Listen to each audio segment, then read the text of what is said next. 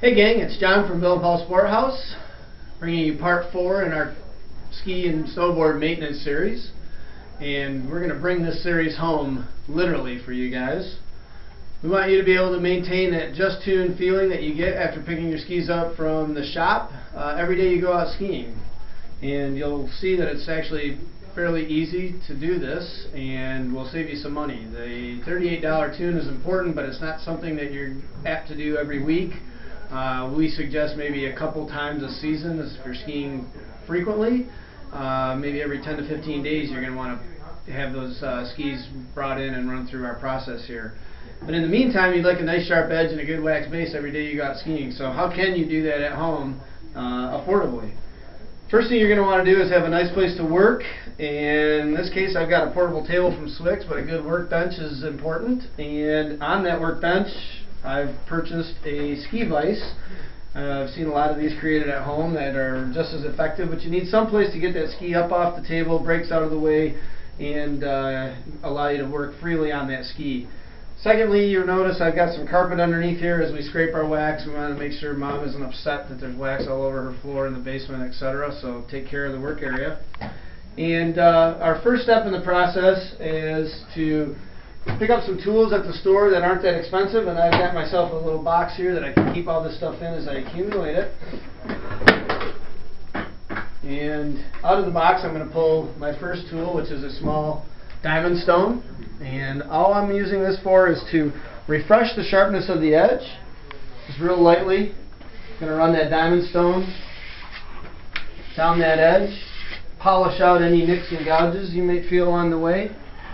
This thing isn't aggressive enough to change the bevel. It's not going to affect the way that the ski behaves. It's going to clean up that edge, and just like we talked before, you're going to detune your tips and tails just a little bit there. Once I finish polishing those edges back up, I'm going to clean that base, and the first step in that process is to get a brush with a little bit of metal involved in it, brass brush or light stainless, and you're going to scrape off any of the small metal shavings, debris, wax, chunks, things that are stuck on the bottom of the base. And then the last step for the do-it-yourselfer is to get a cloth and some non-petroleum based base cleaner and strip the wax off the bottom of the ski. And along with the wax, you'll see you're going to pull up dirt and debris and all the other things that you've been skiing on. This is Fiberline from Swix. It's their cloth product, but a good clean towel at home would work just fine. And all I'm doing is dissolving off and pulling off the wax from the base. Again, this is not a race tune. If you're into high performance tunes, it's a little more involved process. This is just what every recreational skier could possibly do at home, relatively easy and quick and effective. So I need to let that ski dry, let that base cleaner evaporate. I'm going to set that off to the side. I'm going to grab a ski that's already prepared here and ready for the final step, which is the application of the wax. Waxes come in a variety of colors for different temperatures. You want to consult your local ski shop staff person and have them help you pick out wax if that's an issue. And you're going to need an iron.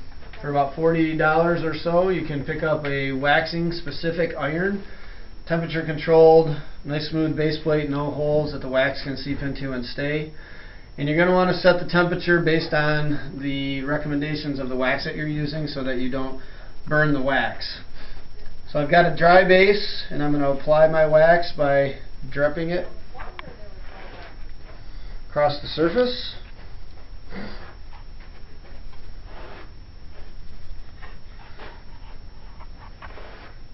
Now the science of ski maintenance is going through the steps that I've gone through. The art is blending colors and styles of wax to match your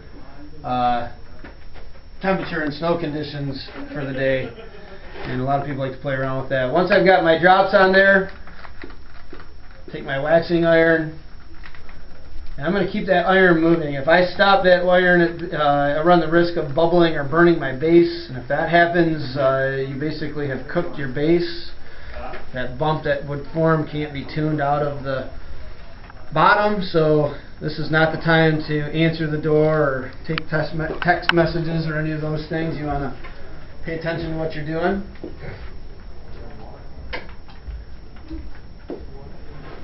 And I like to go back and forth several times, let that wax melt into the bottom of the ski.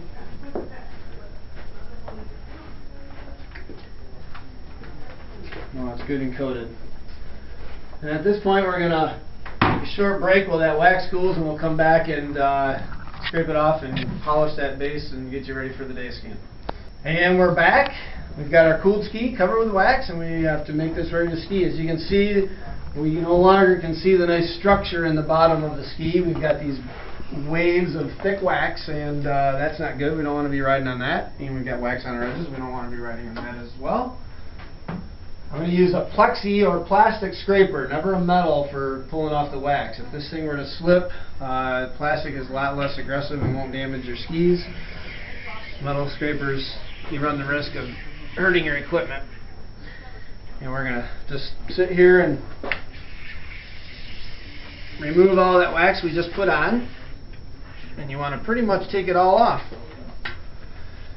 And now I'm going to grab a synthetic brush from my wax kit here, and it's going to just depend on what temperature you're using as to what color. There are softer bristled and stiffer bristled waxes. We're using kind of an intermediate, so we use the medium stiffness.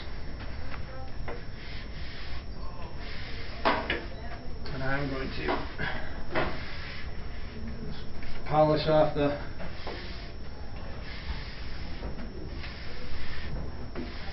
small waves that are still left in there.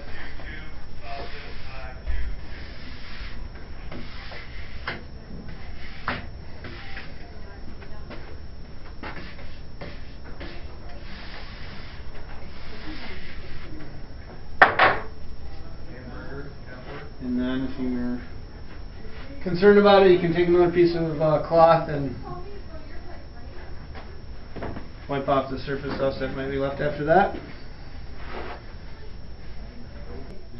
Yeah, so for those of you who look at all that waxing and scraping and think, boy, I don't have the time for that, or that's a mess, or how can I do that when I go on vacation? There are some products that allow you to get your bases slippery without having to go through the hot wax process, and those are wipe-on applications.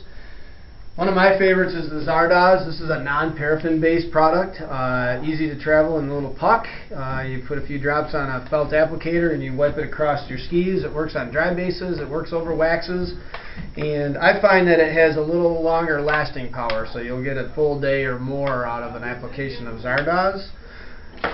There are also several liquid forms of wax that can be applied. This is Swix F4 Universal. Use it like a roll-on antiperspirant from the body to the ski. And what you're going to find is that you're going to get a waxy coat, and you'll bring out that polishing rag again, and you'll just buff that smooth, and you'll have a shiny black base. So easier, cleaner, no hot weapons to be messed around with, and family-friendly wax maintenance. And what I've got here is a refinished, ready to go ski, ready for the day and the temperature of the trip that you're on. So that concludes the process. Thanks for hanging with us through the series. Hopefully you're able to take some of this home and maintain your stuff. You get a little better understanding of why it's important and what a good ski shop can do for keeping your board or skis working in their top condition. So let it snow, and have a great season, everybody.